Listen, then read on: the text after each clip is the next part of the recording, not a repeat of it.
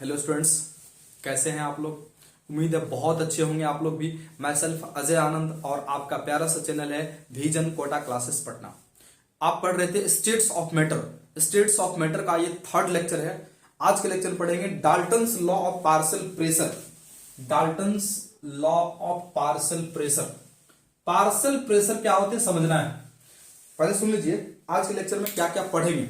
Dalton's law of partial pressure पढ़ाने के बाद आपको पढ़ाएंगे Graham's law of diffusion, rate of diffusion. आगे उसका नेक्स्ट टॉपिक, उसका कुछ क्वेश्चन बताने के बाद नेक्स्ट टॉपिक आपको पढ़ाएंगे different kinds of velocity of gaseous molecules, जिसमें आप पढ़ेंगे root mean square velocity, most probable velocity of gaseous molecules, average velocity और mean velocity of gaseous molecules. तो स्टार्ट करते हैं पहले डाल्टन्स लॉ से। Dalton's law of partial pressure. पहले पार्शियल प्रेशर टर्म को समझिए। पार्शियल प्रेशर क्या होते हैं। पार्शियल प्रेशर समझिए। मान लीजिए इस तरह का कोई कंटेनर है और इसमें दो टाइप का गैस है। इसमें दो टाइप का गैस है, gas A plus gas B. Gas A plus gas B. तो ये मिक्सचर है, ये सॉल्यूशन है। सॉल्यूशन है तो टोटल प्रेशर इस गैस का क्या होंगे, मान लीजिए PS. PS for pressure of solution. PS for pressure of solution. इस सॉल्यूशन का प्रेशर पीएस मान लेते हैं। तो सॉल्यूशन का प्रेशर क्या होंगे, तो गैस ए का pressure, pressure of gas A plus pressure of gas B, दोनों मिलाकर के सॉल्यूशन का प्रेशर होगा।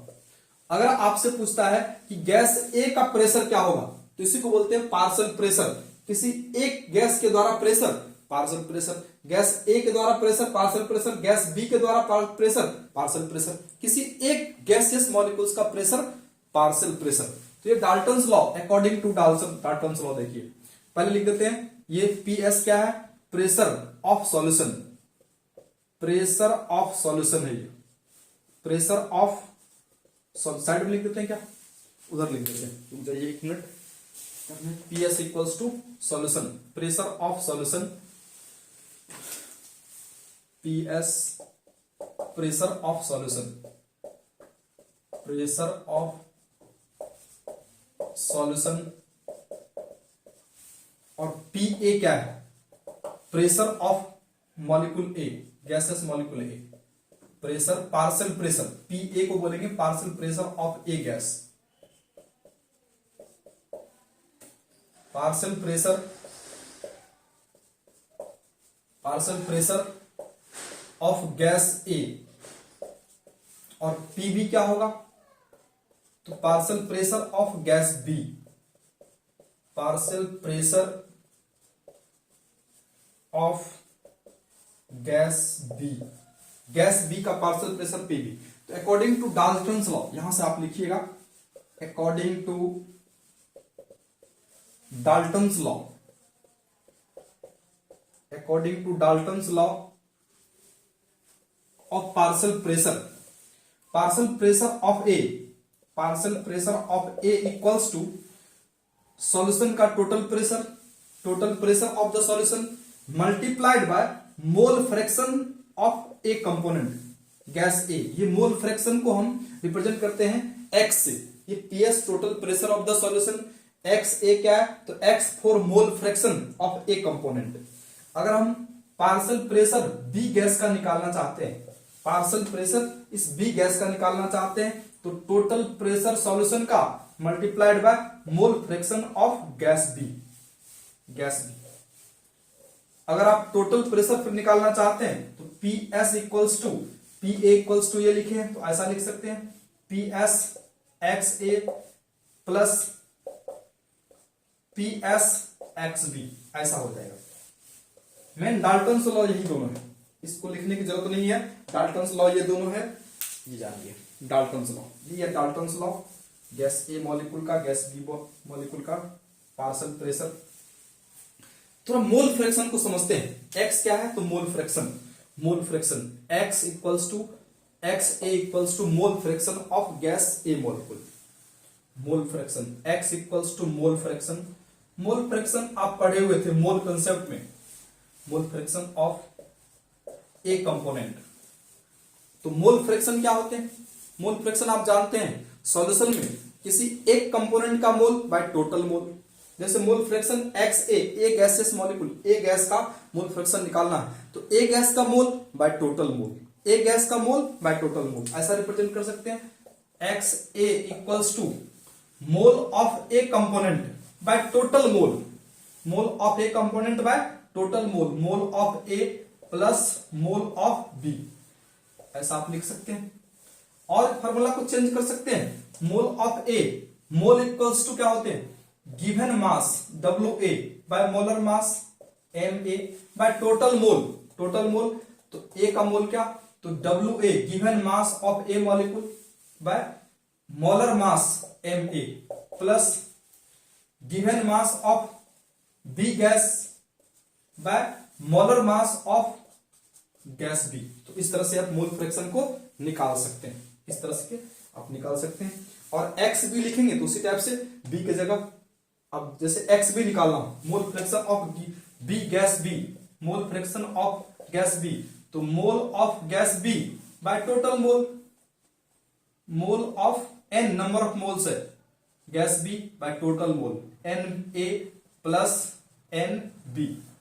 कुछ है नहीं, बहुत आसान है sir.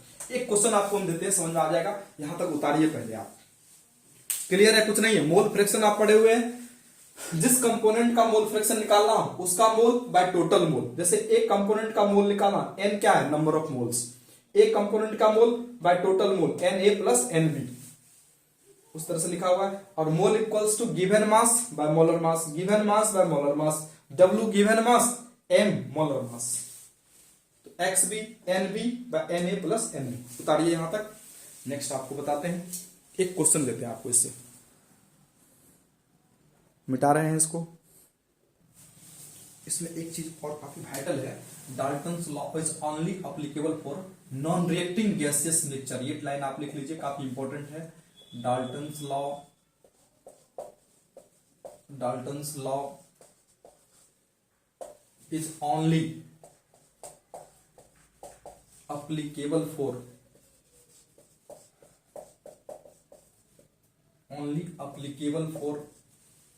non-reacting gaseous mixture, only applicable for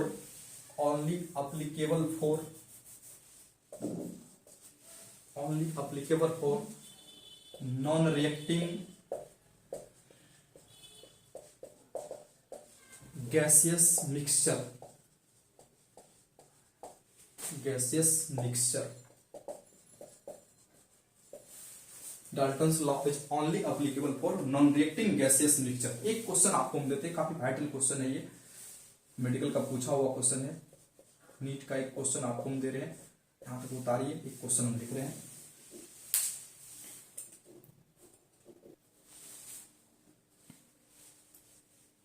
देखिए बहुत मजेदार क्वेश्चन है ये। Dalton's law is only applicable for non reacting gaseous mixture, ये लाइन लिखा हुआ है, ये नीट 1996 का क्वेश्चन है। Which of the following mixture of gases does not obey, यहां देखिए टर्म देखिए, does not obey Dalton's law of partial pressure. जो रिएक्टिंग गैसेस होंगे उसके लिए डाल्टन्स लॉ नहीं है, नॉन रिएक्टिंग गैस के लिए है। तो आप जानते हैं, ऑप्शन इस तरह से दिया हुआ है, chlorine Cl2 and SO2, option A, option B CO2 and helium, option C O2 gas and CO2 gas, option D N2 and O2। देखिए बहुत मजेदार क्वेश्चन है ये, काफी मजेदार क्वेश्चन है। आप जानते हैं एयर एक गैसियस मिक्सचर है, आपको मालूम है, एयर एक गैसियस मिक्सचर है, आपको मालूम है। एयर में 78% नाइट्रोजन गैस होते हैं, 21% ऑक्सीजन गैस होते हैं एंड 1% में अदर गैस होते हैं। अदर गैस में CO2 भी होते हैं, CO2 भी बहुत सारा गैस है। फिर 1% में अदर गैस है। अदर गैस में क्या क्या होते हैं, तो अदर गैस में कार्बन डाइऑक्साइड भी है, इनर्ट गैस हीलियम भी है, आर्गन भी है, बहुत सारा गैस मिला हुआ है इसमें, बहुत सारा ETC, बहुत सारा गैस मिला हुआ। तो आप इतना जानते हैं 78% नाइट्रोजन ऑक्सीजन। तो ऑप्शन डी से स्टार्ट करते हैं। तो आप जानते हैं N2 और O2 रिएक्ट नहीं करते आपस में नॉर्मल कंडीशन पे। एयर में N2 गैस भी है, O2 गैस में है, नॉन रिएक्टिंग है दोनों। नॉन रिएक्टिंग कैसे है, तो आगे केमिकल बॉन्डिंग में लिखा हुआ है, ये इनर्ट है, नाइट्रोजन ट्रिपल बॉन्ड होते हैं, ये बॉन्ड इसका ब्रेक नहीं होते हैं, और ऑक्सीजन ऑक्सीजन डबल बॉन्ड, इसलिए ये दोनों रिएक्ट नहीं करते क्योंकि दोनों एटॉमिक फॉर्म में, मॉलिक्यूल के फॉर्म में होते हैं। नाइट्रोजन नाइट्रोजन ट्रिपल बॉन्ड होते हैं, ये बॉन्ड ब्रेक ही नहीं होते हैं ताकि रिएक्ट करे ऑक्सीजन से। यहां भी डबल बॉन्ड है, स्ट्रॉन्ग बॉन्ड है, बिल्कुल थर्मल स्टेबिलिटी काफी ज्यादा होते हैं, थर्मल स्टेबिलिटी। तो ये N2 और O2 एयर में रिएक्ट नहीं करते हैं, तो इसके लिए डाल्टन्स लॉ ओबे है। नॉट ओबे पूछा गया, डज नॉट ओबे पूछा गया है, तो ये आंसर नहीं होगा। ये डाल्टन्स लॉ इसके लिए वैलिड है। यहां भी देखिए O2 एंड CO2, एयर में O2 भी है CO2 भी है, ये भी रिएक्ट नहीं करेगा, ये भी डाल्टन्स लॉ फॉलो करेगा। यहां देखिए CO2 and helium, inert gas, helium तो आप जानते हैं इनर्ट गैस है, रिएक्शन करते नहीं किसी से, तो इनर्ट गैस और CO2 एयर में ये भी होते हैं, इनर्ट गैस और हीलियम भी होते हैं, ये भी डाल्टन्स लॉ ओबे करेगा। बस बच गया आपका केवल ए, तो ए आंसर है, ए आंसर है। ये दोनों रिएक्ट करके क्या बनते हैं तो वो भी बताते हैं आपको। ये दोनों रिएक्ट करके Cl2 और SO2 रिएक्ट करके सल्फोनाइल क्लोराइड बनाते हैं, वो भी लिख देते हैं, सल्फोनाइल क्लोराइड, ये भी उतार लीजिए आप। ये दोनों गैस रिएक्ट करते हैं, इसके लिए डाल्टन्स लॉ वैलिड नहीं है, इसके लिए डाल्टन्स लॉ वैलिड नहीं है।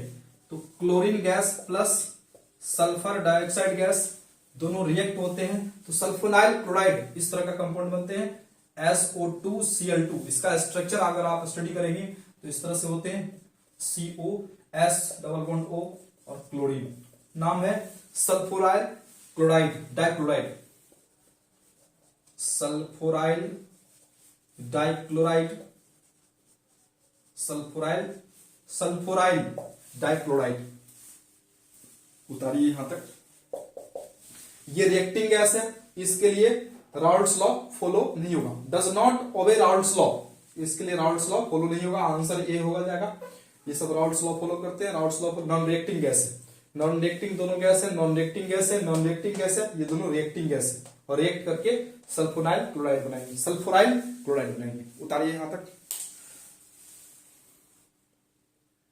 मिटा रहे हैं इसको। एक 2020 का क्वेश्चन आपको दे रहे, नीट का, नीट मेडिकल का पूछा हुआ क्वेश्चन है, नीट 2020 का एक क्वेश्चन है, लिखे तो ए मिक्सचर गैसेस मिक्सचर या a mixture of N2 nitrogen gas and argon gases, a mixture of N2 and argon gases, next देखिए, in a cylinder contains 7 gram of N2 and 8 gram of argon if the total pressure of the mixture of the gases in the cylinder is, total pressure PS का value दिया हुआ है, PS का value दिया हुआ आपको, total pressure of the solution कितने 27 बार या एटमॉस्फेयर भी लिख सकते थे, बात देखिए 27 बार या atmosphere. The partial pressure of N2, partial pressure of N2 आपसे पूछा जा रहा है कि नाइट्रोजन गैस का पार्शियल प्रेशर क्या होगा, तो आप जानते हैं नाइट्रोजन गैस का पार्शियल प्रेशर कैसे निकालेंगे, तो partial total pressure into mole fraction of nitrogen, बस इतना ही होगा। तो मोल फ्रैक्शन ऑफ नाइट्रोजन है कितना, ये निकालते हैं इसका, मोल फ्रैक्शन ऑफ नाइट्रोजन थोड़ा साइड में निकाल लेते हैं। मोल फ्रैक्शन नाइट्रोजन का मोल फ्रैक्शन क्या हो जाएगा, लिखते हैं, नाइट्रोजन का mole fraction N2, X for nitrogen, X for mole fraction, N2 for nitrogen, तो mole of nitrogen by total mole, mole of N2, N2 plus argon, mole of N2 plus mole of argon, mole of argon gas, ठीक है।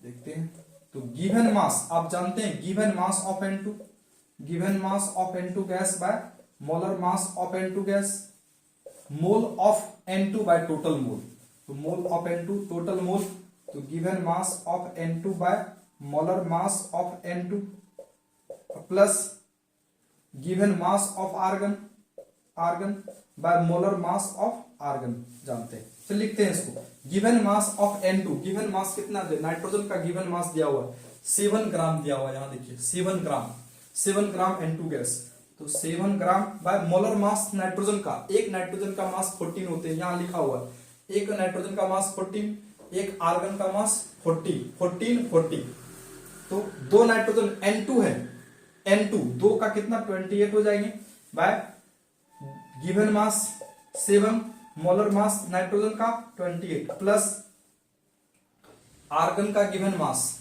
8 ग्राम, argon का given mass 8 ग्राम bye molar मास कितना 40 से divide कर दीजिए, calculate कर लेते हैं इसको। ये 7/28 कितना हो जाएंगे, कितना से कटेगा 4 से कटेगा 1/4, 1/4 का वैल्यू 0.25, ये भी 0.1/4 हो जाएंगी 0.25 प्लस ये 4 से 2 कट जाएगा 2/10, 2/10 0.2 हो जाएंगे। इसको कैलकुलेट कीजिए आप। मोल फ्रैक्शन ऑफ N2 कितना आता है कैलकुलेट कीजिए। मोल फ्रैक्शन ऑफ N2 तो partial pressure of N2 equals to total pressure 27, mole fraction आप निकालिए into mole fraction, mole fraction यहां निकालिए 0.25, 0 कितना आता है ये देख लीजिए, तो इनटू कितना हो जाएगा 0.25 बाय दोनों ऐड कर दीजिए, ये हो जाएगा 0.45, इतना ही होगा ना 0.45 सही लिखे हैं। और ये कैलकुलेट कीजिए, इसको कैलकुलेट कीजिएगा तो partial pressure of N2 27 into इसको कैलकुलेट कीजिए 0.55 आता है। मल्टीप्लाई कीजिए इसको, मल्टीप्लाई कीजिए इसको, मल्टीप्लाई करेंगे तो 14.85 शायद आता है इतने बार। तो नियर अबाउट इसको ऑप्शन देखिए 40 नहीं है, देखिए नियर अबाउट ये 15, इसको नियर अबाउट आप 15 बार या एटीएम लिख सकते हैं, 15 बार या 15 एटीएम लिख सकते हैं, ऑप्शन सी। बड़ा मजेदार क्वेश्चन था ये। आप जानते हैं Dalton's law of partial pressure क्या होते हैं, तो partial pressure equals to total pressure of the solution multiplied by mole fraction of that component. जैसे नाइट्रोजन का निकालना पार्शियल प्रेशर तो नाइट्रोजन का mole fraction, mole fraction equals to क्या होते हैं mole of nitrogen by total mole जो solution में जो प्रेजेंट है, टोटल मोल N2 का मोल प्लस आर्गन का मोल, और mole equals to given mass by molar mass, formula होते हैं मोल कंसेप्ट पे आप पढ़े हुए हैं। तो given mass by formula mass, given mass by formula mass, given mass argon का 8, फार्मूला मास आर्गन का 40, आर्गन का 40 फार्मूला मास, कैलकुलेट किए कितना आया 0.55 मोल फ्रैक्शन आ गया आपको, ये मोल फ्रैक्शन ऑफ N2 उतार लीजिए। बड़ा मजेदार क्वेश्चन था 2020 का, ये मेडिकल का पूछा हुआ क्वेश्चन है, उतारिए इसको। नेक्स्ट टॉपिक बड़ा मजेदार है, ग्राहम्स लॉ ऑफ डिफ्यूजन। आप लिखेंगे, बड़ा इंपॉर्टेंट टॉपिक है ये, Graham's law of diffusion, Graham's law of diffusion आप भी लिखिए, Graham's law of diffusion, diffusion और effusion, Graham's law of diffusion. और एक टर्म होता है इफ्यूजन, इफ्यूजन क्या होते हैं दोनों को डिफाइन करते हैं, डिफ्यूजन और इफ्यूजन टर्म। तो सबसे पहले ग्राहम्स लॉ तो बाद में देखेंगे, पहले डिफ्यूजन क्या होते हैं इसको डिफाइन करते हैं। डिफ्यूजन, डिफ्यूजन प्रोसेस क्या होते हैं, देखते हैं क्या प्रोसेस होते हैं डिफ्यूजन। गैस मॉलिक्यूल्स डिफ्यूज हो रहा है, मतलब क्या, जैसे आप परफ्यूम स्प्रे करते हैं तो परफ्यूम एक छोटा सा बोतल में होता है और बाहर निकलता है पूरा डिफ्यूज करता है, मींस क्या पूरे कमरे में फैल जाता है, पूरा कमरा सेंटेड हो जाता है। जैसे अगरबत्ती आप जलाते हैं तो अगरबत्ती जलाते हैं तो अगरबत्ती का सेंट पूरे कमरे में फैल जाता है, मींस क्या डिफ्यूजन प्रोसेस है सभी। बेस्ट एग्जांपल पहले हम डिफाइन कर लेते हैं, डिफ्यूजन प्रोसेस क्या, the movement of gaseous molecules from high pressure to low pressure, high pressure to low pressure लिख लेते हैं इसको, आप भी डिफाइन कर लीजिए डिफ्यूजन प्रोसेस को। The movement of gaseous molecules, the movement of gaseous molecules, gaseous molecules from high pressure या higher pressure, high pressure to low pressure,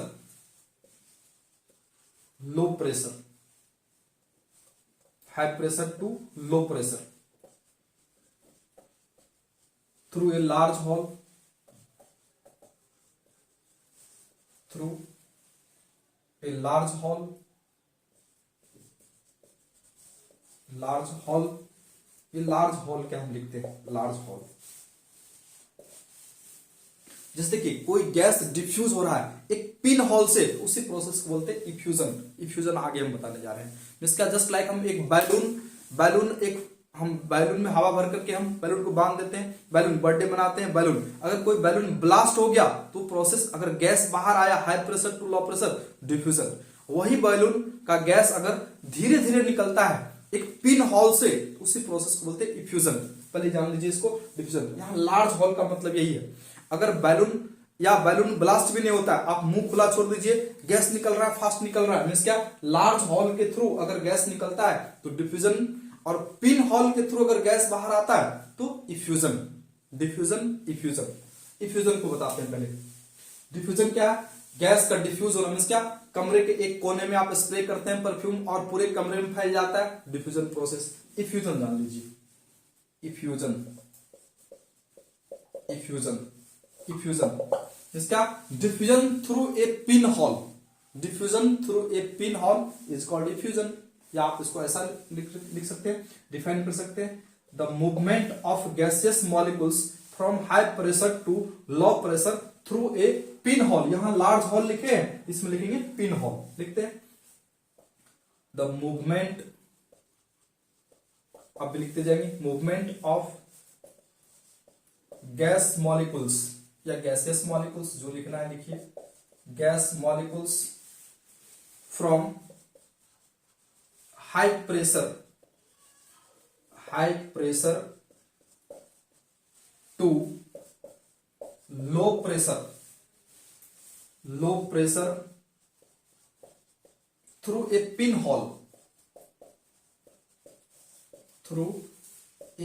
whole, pin hole, एक छोटे से छेद से अगर गैस निकलता है तो इफ्यूजन प्रोसेस है। बेस्ट एग्जांपल है, बैलून में हवा भर दीजिए, आप बैलून को मुंह को बांध दीजिए और बैलून ब्लास्ट कर गया तो डिफ्यूजन प्रोसेस। अगर बैलून ब्लास्ट नहीं किया, धीरे धीरे पिन होल के द्वारा, मान लीजिए बैलून आप फुला कर रख दीजिए, 2 दिन के बाद देखते हैं बैलून छोटा सा हो जाता है, छोटा हो जाता है तो इसका धीरे धीरे पिन होल, मींस कहीं कहीं बैलून में छोटा सा पिन होल होगा, उससे गैस बाहर हुआ होगा, मींस क्या, पिन होल के द्वारा अगर गैस बाहर होते हैं तो उसे बोलेंगे इफ्यूजन। और diffusion just like balloon blast कर गया, डिफ्यूजन, और बैलून से धीरे धीरे अगर गैस निकलता है, इफ्यूजन प्रोसेस। कोई पिन होल के द्वारा, छोटे से पिन होल या स्मॉल होल या टिनी होल इसको बोल सकते हैं, पिन होल के थ्रू गैस निकलता है, पिन होल या एक tiny hole, tiny hole, tiny hole या स्मॉल होल भी टर्म दे सकते हैं, स्मॉल होल। स्मॉल होल के थ्रू अगर गैस बाहर आते हैं तो उसे बोलेंगे इफ्यूजन। आप इसको एक वर्ड में ऐसा डिफाइन कर सकते हैं, diffusion through a pin whole, इसका डिफ्यूजन ही, इफ्यूजन प्रोसेस भी डिफ्यूजन ही है। अगर पिन होल के द्वारा गैस बाहर आ रहे हैं तो प्रोसेस इफ्यूजन। तो आप इसको एक वर्ड में डिफाइन करना चाहते हैं तो ऐसा लिख सकते हैं, डिफ्यूजन, इफ्यूजन वाला लिख रहे हैं, diffusion through a pin hole, डिफ्यूजन ही है ये भी, diffusion through a pin hole, pin hole और स्मॉल होल या टीनी होल, टीनी होल जो आप उतारिए कुछ नहीं है सब में। आगे बढ़ाते हैं, रेट ऑफ डिफ्यूजन बड़ा मजेदार है, उतारिए।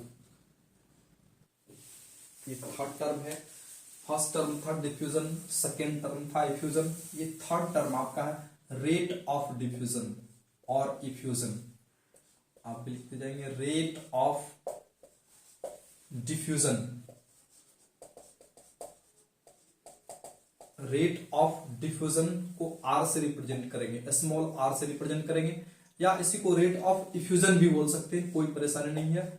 Rate of effusion, rate of effusion, इसको भी हम स्मॉल आर से ही रिप्रेजेंट करेंगे। Rate of diffusion inversely proportional to the square root of molar mass of the gas, लिखते हैं। Rate of diffusion inversely proportional to, देखिए rate of diffusion, rate of diffusion को आर से represent किए हैं, ये inversely proportional to the square root of molar mass of the gas, ये होते हैं rate of diffusion. Rate of diffusion inversely proportional to the square root of molar mass, m for molar mass of the gas, या rate of effusion inversely proportional to the square root of molar mass. M for molar mass of the gas. Molar mass capital M लिखिए, capital M, molar mass of the gas. ये molar mass क्या होते हैं? तो mass of one mole compound. Molar mass क्या होते हैं? तो molar mass of one mole compound, एक मोल कंपाउंड, एक मोल सब्सटेंस का एक मोल सब्सटेंस का mass molar mass of one mole substance molar mass. तो हम डिफाइन कर लेते हैं, the rate of diffusion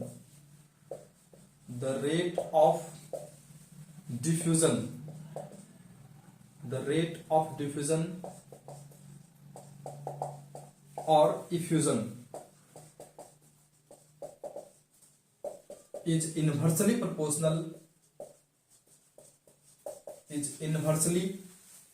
proportional to the square root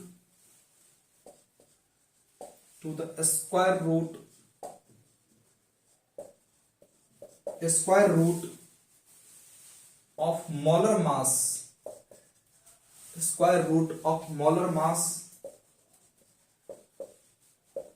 of gas molecules, molar mass of gaseous molecules at constant, एक चीज याद रखेंगे आप, at constant pressure temperature, at constant pressure temperature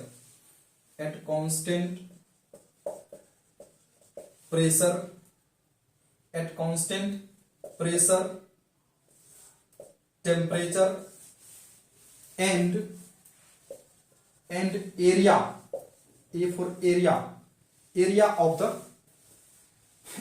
the diffusion hall, ये क्या है? and area constant, ये सभी constant जिसके at constant pressure temperature, P for pressure, T for temperature and area, A for area हम लिख देते हैं यहाँ, A for area of the diffused hall, ये डिफ्यूजन हॉल, जिस हॉल से बाहर आते हैं उसका एरिया, जिस हॉल से गैस बाहर आ रहे हैं उसके एरिया पे भी डिपेंड करते हैं। ये सभी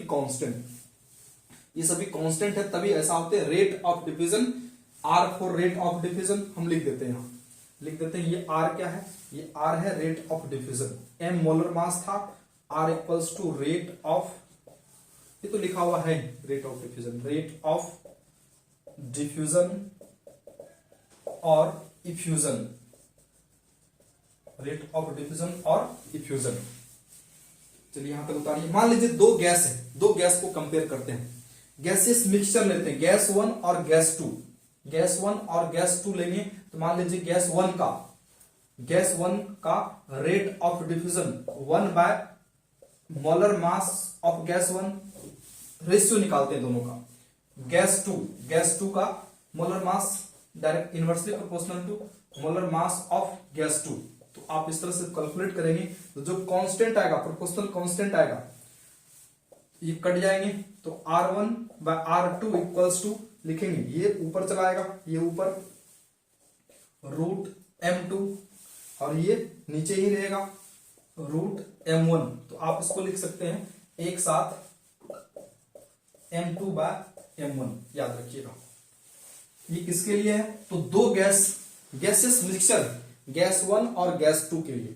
गैस 1 का ये रूट M2 बाय M1, तो एक साथ लिख दिए, दोनों में रूट है तो एक साथ M2 बाय M1 मींस क्या?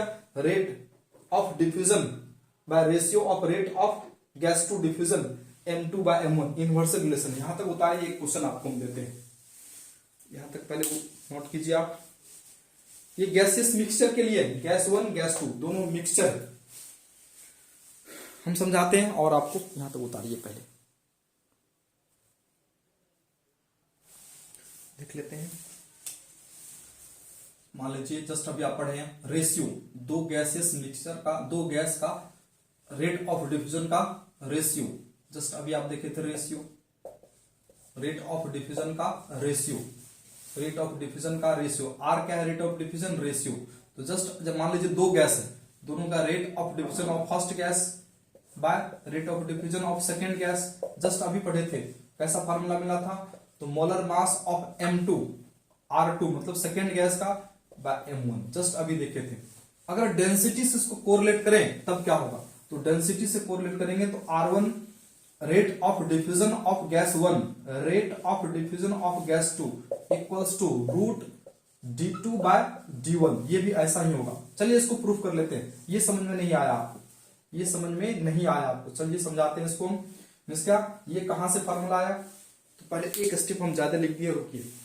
रेट ऑफ डिफ्यूजन डेंसिटी के टर्म में लेते हैं, डेंसिटी के टर्म में, in terms of density, in terms of density, in terms of density, density D.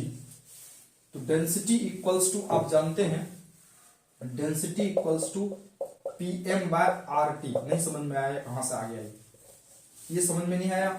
चलिए इसको प्रूव कर लेते हैं, इसको प्रूव कर लेते हैं, ये कहां से आया।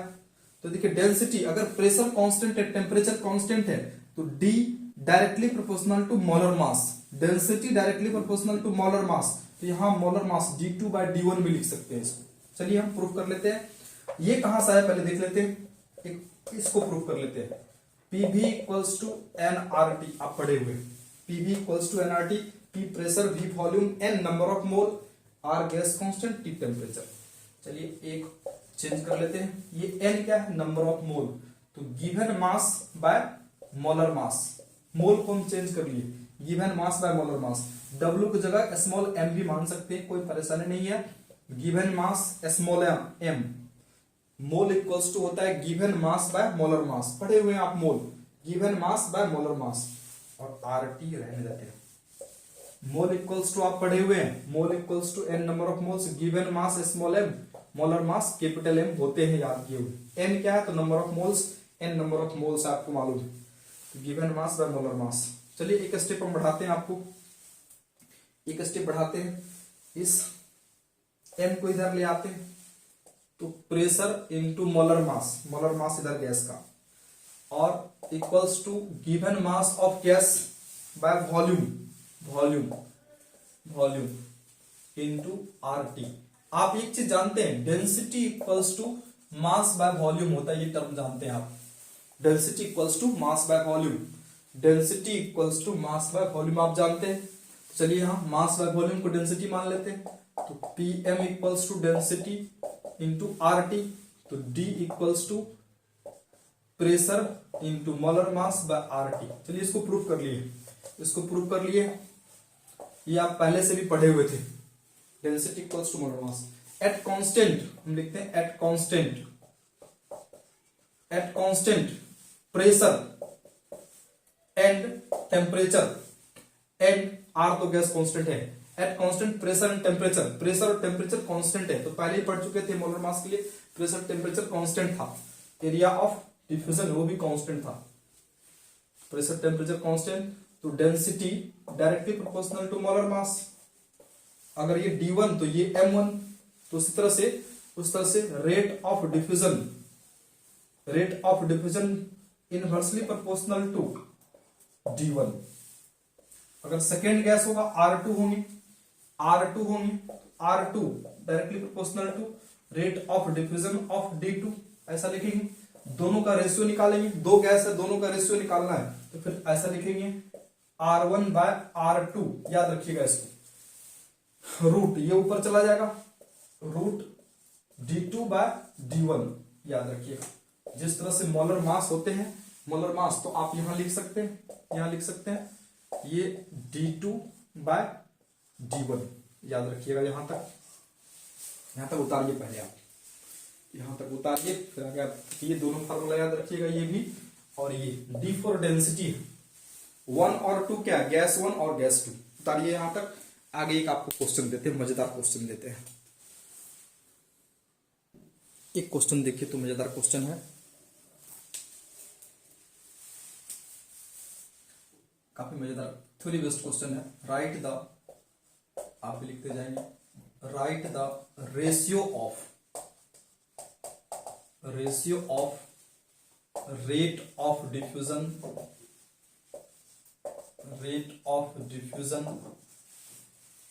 Of helium gas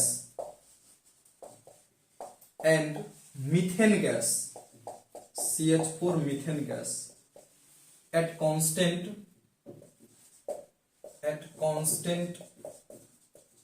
pressure, at constant pressure, temperature, at constant pressure, temperature and area of the cross section, area of the diffused hole, area, ये क्या है तो area of the diffusion hall, diffused hall या diffusion hall जो लिखना है लिखिए, diffusion hall.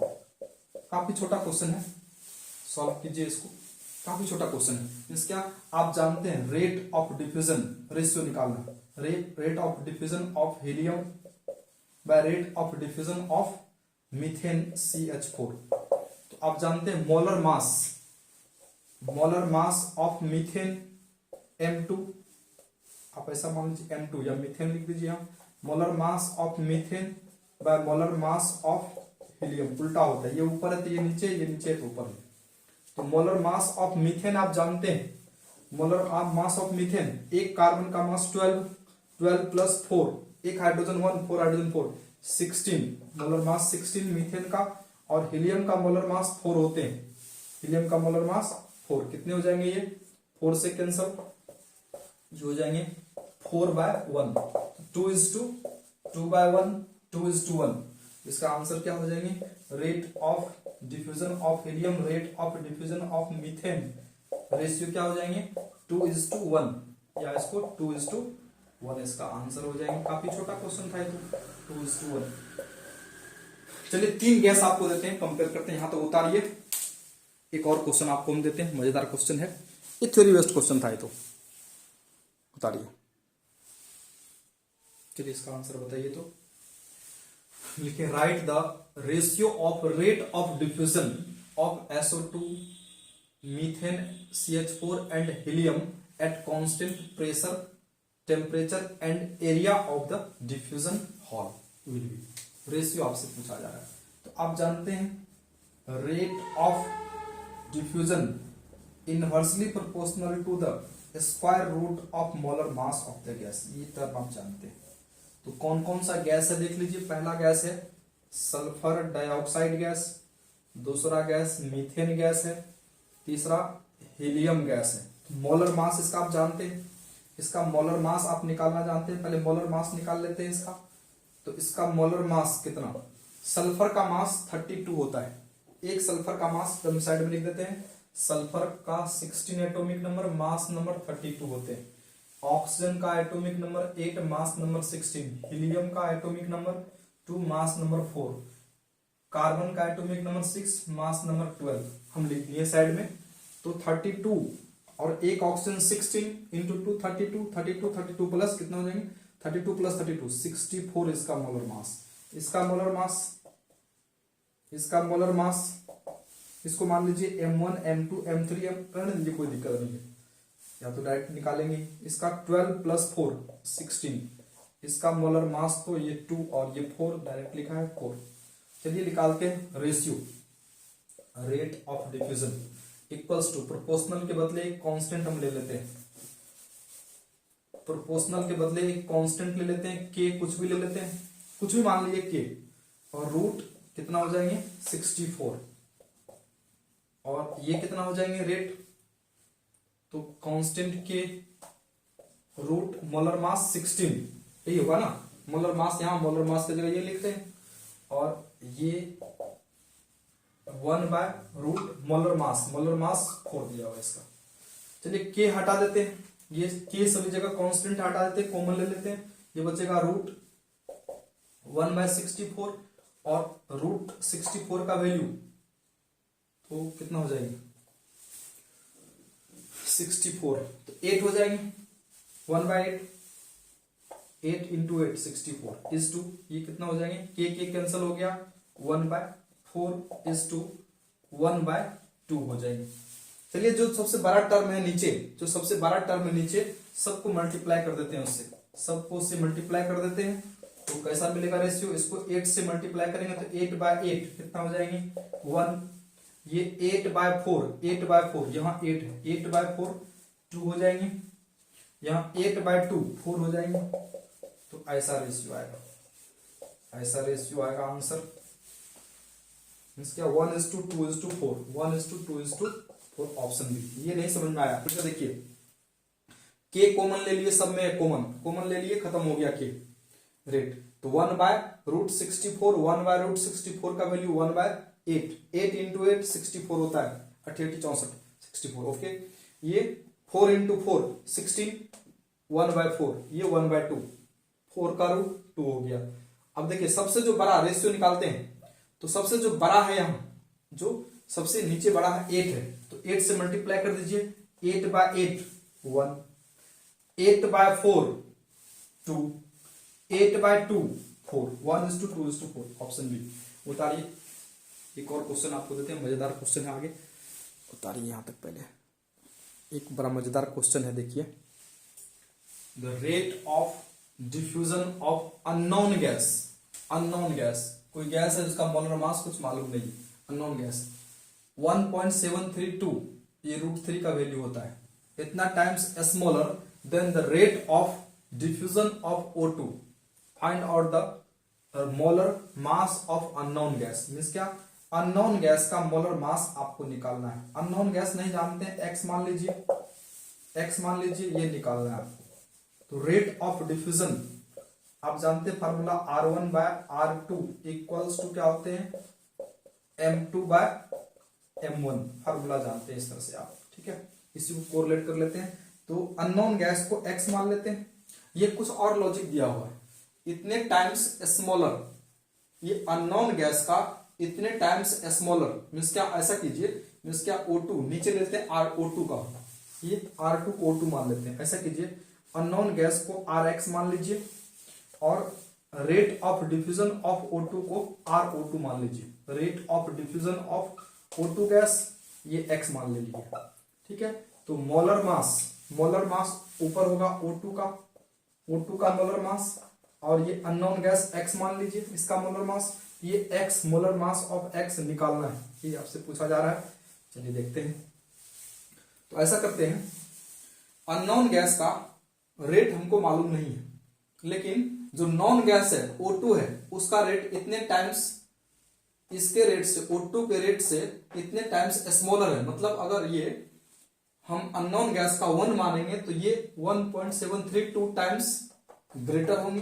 तो ऐसा कीजिए, हम इसको 1 मान लेते हैं, या ऐसा कीजिए, ये जो होगा इतने टाइम्स ज्यादा होगा, O2 जो होगा इतने टाइम्स, ये कह रहा है स्मॉलर, ये x अननोन गैस जो है वो कम है रेट O2 से, कितना टाइम्स, इतने टाइम्स, मीन्स क्या, इतने टाइम्स अगर O2 होगा तो ये Rx को अगर, एक मिनट Rx रहने दीजिए, Rx rate of unknown gas x मान ले लिए, रेट ऑफ अननोन गैस ये मान लिए, तो O2 का कितना होगा, इतने टाइम्स ज्यादा होंगे, 1.732 टाइम्स ज्यादा हो जाएंगे, इतने टाइम्स ज्यादा हो जाएंगे, इसका Rx इसके बराबर होगा, O2 का इतने टाइम्स ज्यादा होंगे, ये Rx क्या इतने टाइम्स कम है, तो Rx ऐसा मान सकते हैं, कोई दिक्कत नहीं है।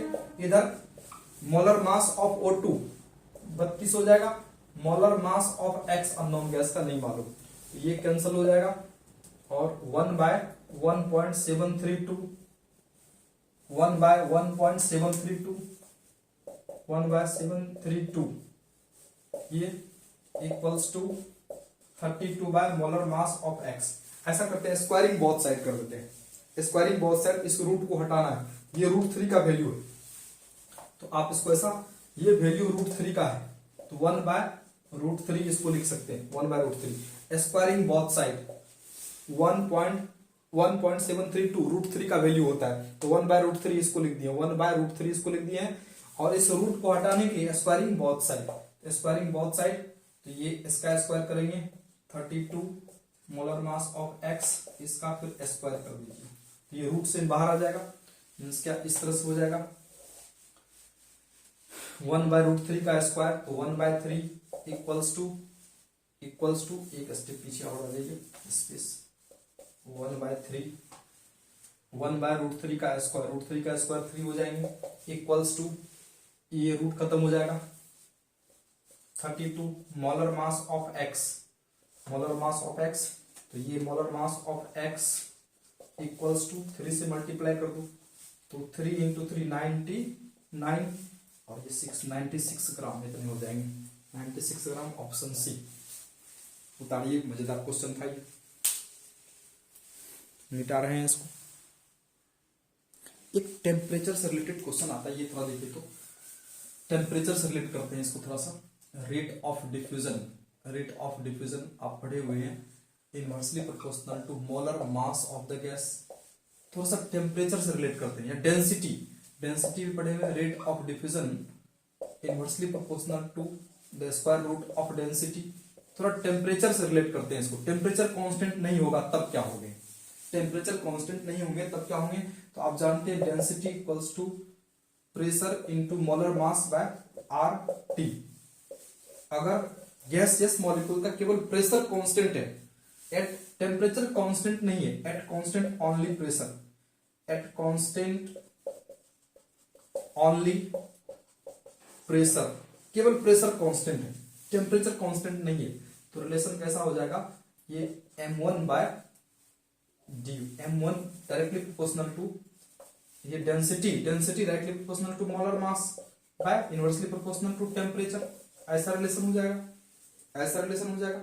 तो अगर आप लिखते हैं तो d1 equals to m1 bye t1, और d2 इक्वल्स टू दूसरे गैस के लिए d2 directly proportional to m2 bye t2, ऐसा भी हो सकता है फार्मूला। तो हम अगर इसको रिलेट करते हैं ऐसा, रेट से, rate of diffusion of one gas, rate of diffusion of second gas, तो ये रिलेशन कैसा है, तो उल्टा रिलेशन है, इधर रिलेशन है d2 बाय d1, तो इधर रिलेशन कैसा हो जाएगा, टेम्परेचर के साथ कैसा होगा, d1 का वैल्यू पुट कीजिए हम, d1 का वैल्यू, d2 का वैल्यू ऐसा हो जाएगा m2 बाय t2, और d1 का वैल्यू m1 बाय t1। तो रेट में ऐसा रिलेशन हो जाएगा, इसको याद रखिएगा, इंपॉर्टेंट है, रिलेशन हो जाएगा under root m2 by m1 into ये t1 ऊपर चला जाएगा, t1 बाय t2, ऐसा रिलेशन हो जाएगा, याद रखिएगा इसको। ये बड़ा इंपॉर्टेंट फार्मूला, एक क्वेश्चन आपको मिस से देते हैं, एक सिंपल क्वेश्चन देते हैं, m2 by m1 into t1 by t2, ठीक, इससे एक क्वेश्चन आपको हम देते हैं। यहां तक उतारिए, एक मजेदार क्वेश्चन है, मेडिकल में पूछा हुआ क्वेश्चन है ये, मेडिकल में पूछा हुआ क्वेश्चन है ये, उतारिए। चलिए देखते हैं, टेम्परेचर से रिलेटेड क्वेश्चन है ये, काफी मेडिकल का पूछा हुआ, नीट 1996 का क्वेश्चन है। At what temperature the rate of effusion of N2 would be 1.625 times than the rate of SO2 at 50 degree centigrade, N2। ये कह रहा है N2 का rate, the rate of effusion of N2 would be इतने times greater, means क्या, R1 का value 1.625 greater है कितने से, तो R2 इस तरह से, और R2 से इतने ज्यादा है ये, तो आप कंपेयर कर लेते हैं इसको, तो फॉर्मूला तो आपका वही है, R1 by R2 equals to molar mass of M2 by M1 into T1 by T2, ये वाला फॉर्मूला लगाइए, जस्ट अभी आप पढ़े थे। मीन्स क्या, 1 किसको, नाइट्रोजन को माने हैं, 2 किसको माने हैं, तो सल्फर डाइऑक्साइड को 2 माने हैं, याद रखिएगा 1, तो रेट 1 का वैल्यू इतना 1.625 R2, R1 का वैल्यू इतना, तो R2 ही रहने देते हैं, equals to molar mass of M2 किसको माने हैं, molar mass of SO2 sulphur dioxide का मोलर मास, सल्फर का मास 32, ऑक्सीजन O2 का mass 32 plus 32 64, molar mass of M1 nitrogen का मोलर मास, एक नाइट्रोजन का मास 14, 2 का 28 हो जाएंगे, 28 सही लिख रहे हैं, इनटू टेम्परेचर T1 T1 का वैल्यू लिखा हुआ नहीं है, T1 का वैल्यू लिखा नहीं है, SO2 का दिया हुआ, T2 का वैल्यू लिखा हुआ 50 डिग्री सेंटीग्रेड। इसको कन्वर्ट कर लीजिए आप, केल्विन में कन्वर्ट कीजिए। टेम्परेचर T1 का वैल्यू दिया हुआ है, T1 T2 का वैल्यू दिया हुआ है, T1 का वैल्यू तो निकालना ही है, T2 तो 50 degree centigrade plus kelvin absolute temperature kelvin में कन्वर्ट कीजिए। ये कितने हो जाएंगे 2323 केल्विन, केल्विन लेना है 323 केल्विन। ये कैंसल तो 1.625 इक्वल्स टू, रूट हटाना है तो स्क्वायरिंग बोथ साइड, स्क्वायर कर देंगे, इसका भी स्क्वायर, ये हो जाएगा 64, स्क्वायरिंग बोथ साइड करेंगे, इसका भी स्क्वायर, T1 बाय 28 इंटू 323, आप इसका स्क्वायर करेंगे, रूट खत्म हो जाएगा, तो फिर आगे कैलकुलेट कीजिए। बड़ा आसान क्वेश्चन है, कुछ नहीं है इसमें। T1 का वैल्यू, रूट खत्म हो जाएगा, स्क्वायर करेंगे, रूट खत्म हो जाएगा, ये इधर आ जाएंगे, तो T1 का वैल्यू, इस तरह से आप, ये इसका स्क्वायर उधर चला जाएगा, ये 1.625 इंटू 1.625 इंटू ये 28 इंटू 323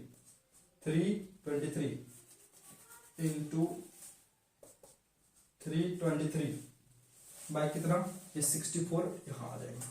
सॉल्व कीजिए इसको, T1 का वैल्यू शायद आपको मिलेगा, T1 का सॉल्व कीजिए, 1.625 इंटू 1.6, ये वाला स्क्वायर किए हुए इधर आ गया, ये इधर चला गया, ये इधर आ गया, T1 64 नीचे आ जाएगा, और 28 इंटू 323, सॉल्व कीजिए इसको, कुछ है नहीं सब में।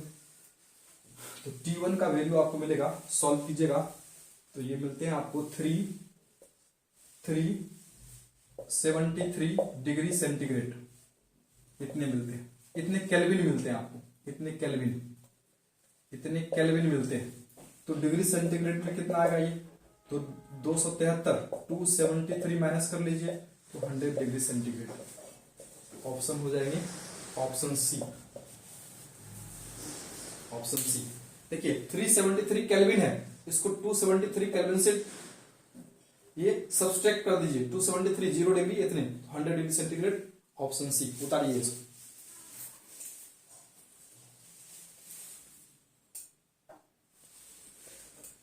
देखिए वीडियो ज्यादा बड़ा हो जाने से लोड नहीं होता है यूट्यूब पे मेरे से, ठीक है। तो ग्राम्स लॉ ऑफ डिफ्यूजन का और भी पार्ट है, तो rate of diffusion in terms of volume, rate of diffusion in terms of distance travel by the gaseous molecules, rate of diffusion in terms of mole जो छुटा हुआ है, तो नेक्स्ट वीडियो में आपको हम देते हैं, वीडियो 4 में देते हैं, लेक्चर 4 में देते हैं आपको। तो ये अभी आप हम ज्यादा कुछ करेंगे तो लोड ही नहीं हो पाएगा। ओके बाय, मिलते हैं नेक्स्ट वीडियो बेटा, लाइक और शेयर जरूर कीजिएगा, मिलते हैं।